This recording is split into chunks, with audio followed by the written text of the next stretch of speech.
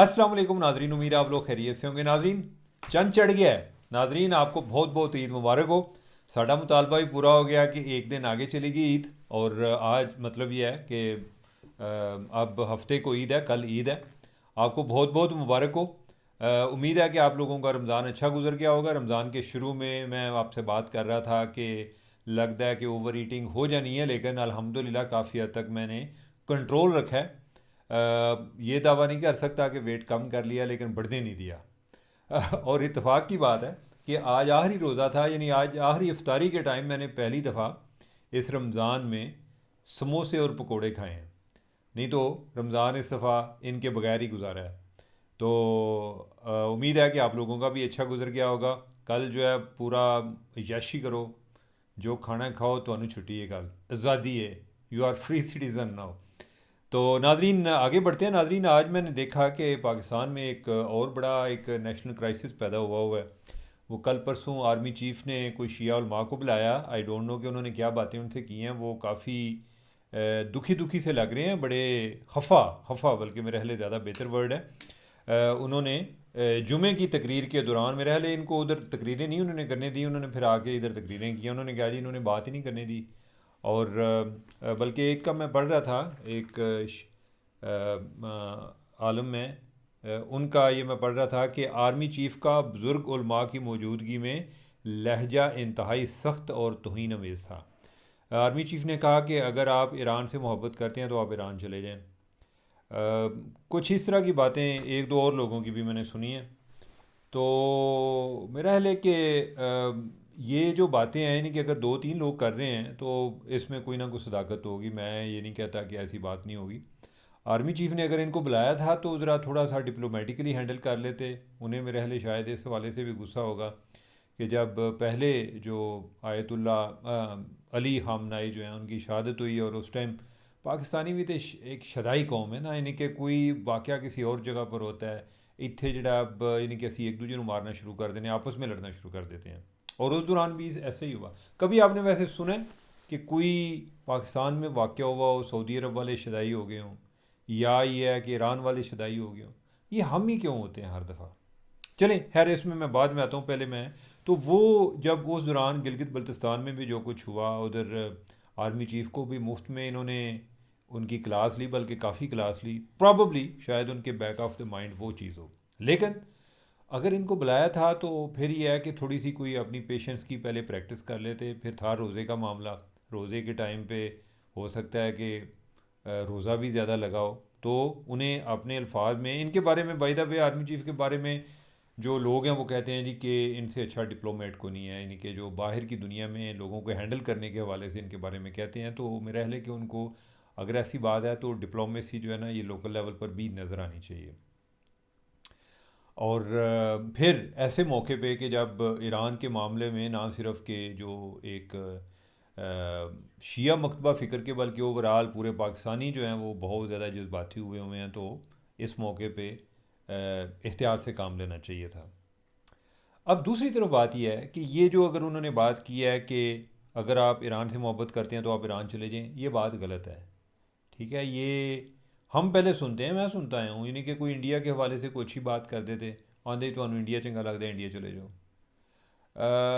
ये मुनासिब बात नहीं है। लेकिन एट द सेम टाइम एक तो ये बात भी मुनासिब नहीं है, और दूसरा जो है ना कि जो हमारे लोगों का मसला है वो भी है। और ये सिर्फ ये नहीं है कि कोई ईरान से मोहब्बत ज़्यादा है, किसको सऊदी अरब से बहुत ज़्यादा मोहब्बत है, किसी को ईरान से बहुत ज़्यादा मोहब्बत है। अपने मुल्क से इतनी मोहब्बत नहीं है, पता नहीं, शायद अपने मुल्क से मोहब्बत का इजहार करना या इकरार करना उनको लगता है कि जैसे हम कोई कॉम्प्रोमाइज़ हो गए हैं, तो हमारे वैल्यू सिस्टम का हिस्सा बन गया कि किसी और से मोहब्बत का इजहार करना है। और करनी भी एक तरफ है, यानी कि इतनी दूसरी तरफ से नहीं होती, यही कर रहे होते हैं। और जब मैं इस पे सोचता हूँ तो मुझे बाज़ औक़ात लगता है कि ये हमारी कौम के साथ भी ज़्यादती की गई है। हमें ना शुरू से ये बताया गया है कि जी हम जो है ना पहले मुसलमान हैं, बाद में हम पाकिस्तानी हैं। इस तरह दसिया जाता है कि जिमें अगर यह कह देता कि हम पहले मुसलमान हैं तो शायद हम पहले अगर ये कह दिया जाए कि हम पहले पाकिस्तानी हैं तो शायद हम मुसलमान ना रहे। बल्कि जनरल मुशर्रफ के टाइम में उसने कहा था पाकिस्तान कम्स फर्स्ट। अच्छा वो भी पीछे पैरी थे सन, वो जी है देखो जी है बड़ा सेकुलर है, ये जो है यानी कि इस्लामी, इसको इस्लाम की फ़िक्र नहीं जी, नहीं जी मैं तो आई एम अ प्राउड मुस्लिम। ओ भाई, जब किसी की ज़मीन पर कब्ज़ा होता है ना, यानी कि कभी आपने सुना है कि कितने लोग हैं कि किसी कौम का ये पता चला हो जी कि उनसे वो इस्लाम छीनने आए हैं। हाँ, ये आपको तारीख में मिसालें मिल जाएंगी कि जो है ना वो उनका उनका मुल्क छीनने आए हैं, कब्ज़ा करने आए हैं। अगर आपको मुल्क की कदर हो ना, या कदर जाननी हो, तो आप ये फ़लस्तीनियों से पूछें। आज भी उनको नमाज नहीं पढ़ने दी गई। आज भी बेचारे को डंडे खा खा के उन्होंने दी थे नस्ल दर नस्ल। यानी इमेजिन करें, यानी कि आप कितने लकी हैं, आपको फील नहीं होता। होता पता क्या है, वो कहते हैं कि हमें जो है ना एक सुनहरी दौर का उस टाइम पता चलता है जब वो गुज़र चुका होता है। अल्लाह करे कि ये ना गुज़रे। मैं वैसे बात कर रहा हूँ आज़ादी के हवाले से कि हम में से हम समेत, यानी कि आप भी, बहुत सारी अक्सरियत एक दो होगी जो पहली नस्ल हिजरत करके आई होगी, कि हमने बहुत सारे जो है ना वी आर बॉर्न इंडिपेंडेंट। हमने यानी कि कोई ऐसी कोई ग़ुलामी महकूमी देखी नहीं, हमें फ़ील ही नहीं होता। तो ये ऐसे ही है कि जैसे आज के दौर में जो बच्चा पैदा होगा उसके लिए एआई या मोबाइल, इंटरनेट वगैरह कोई नई चीज़ें नहीं हैं। हम जो है यानी कि ऐसी ज़रा पिछली जनरेशन हो, तो हम कहते हैं यार हमने वो भी ज़माना देखा, हमने ये भी देखा है। तो भाई, पाकिस्तान को अहमियत देने से आप जो है ना गैर मुसलमान नहीं हो जाते। लिहाजा पहले तो ये जेन से बात निकालें। साडा की होता है कि हम ना, हमें जो ये बताया गया ना कि आप पहले मुसलमान हैं, और दूसरा ये है कि हमने अपनी इस सिविलाइजेशन को भी ओन नहीं किया जिसमें हम आबाद हैं। हालांकि ये सिर्फ हिंदुओं की नहीं है, हम मुसलमान भी तो इधर ही थे। हमने इसको भी नहीं ओन किया, सानू फिक्र होती है कि असी हिंदू ना हो जाइए किले। तो उसका प्रॉब्लम क्या हुआ है? उसका प्रॉब्लम ये हुआ है कि साढ़े लोग जोड़े ना इतों निकलते हैं, छड़ापी मारते हैं, कोई तेहरान पहुँच जाता है, कोई उधर सऊदी अरब पहुँच जाता है। अपनी ना तकमील, शनाख्त की तकमील के लिए उनको लगता है कि अगर साढ़ा इधर कोई कनेक्शन ना हो जाता है, असा मुसलमान नहीं रहना। अल्लाह खैर करे कि असा मुसलमान नहीं रहना। तो खैर ये है कि मेरा ख्याल है कि आर्मी चीफ़ को ऐसा उनको भी अवॉइड करना चाहिए था। और दूसरा ये है कि जिस अंदाज में आज ये शिया उलमा भी लगे हुए हैं ना, ये वो भी बहुत ज़्यादा उन्होंने किया है। यानी कि मैं तो कई जगहों का देख रहा हूँ, लगता है कि उन्होंने भी कोई कोऑर्डिनेटेड कैंपेन है, और काफ़ी सख्त वो कर रहे हैं कि जो वो भी बातें कर रहे हैं, यानी कि उन्होंने भी कोई कसर नहीं छड़ी बल्कि आगे चले गए हैं। तो मेरा ख्याल है कि ये मामला जो है इसको ज़रा, एक सेंसिटिव मामला है। भाई मेरा, अगर आपने मेरे बारे में जानना है ना, अच्छा मेरे बारे में ना, यानी कि जब मैं अगर कोई ईरान के बारे में भी क्रिटिकल हूँ, ईरान के हक़ में मेरा ये प्रॉब्लम होता है कि मैं कई चीज़ें जो है ईरान की फेवर में कर रहा हूँ, एक दो अगर, या यानी कि 50% भी ख़िलाफ़ होंगी ना, या मैं कहता हूँ कि 75% अगर मैं समझता हूँ तो मैं वो भी बातें करूँगा। लेकिन यह है कि वो कहेंगे जी कि देखा है इसका नाम क्या है, तो लिहाजा समझें। अच्छा, मेरे नाम का मेरे ख्याल से कोई ताल्लुक नहीं है, यानी कि अगर कोई गलत फहमी है तो मैं बता दूँ। मेरे लिए इम्पॉर्टेंट ये है कि यार पाकिस्तान को किससे फ़ायदा होता है। आप ज़रा इमेजिन करें ना कि हम जो लोग हैं, हम जज्बाती बड़े हैं, लेकिन आपको सारा थोड़ा तेल पानी जड़ा है ना वो सऊदी अरब तो चल रहा है, ठीक है। तो ये कैसे मुमकिन है? या तो आप इतने इंडिपेंडेंट हो जाएं कि आप कहें जी कि असा जी नहीं अखा मत्थे ते रख ली हैं, वो भी आपका मामला नहीं है।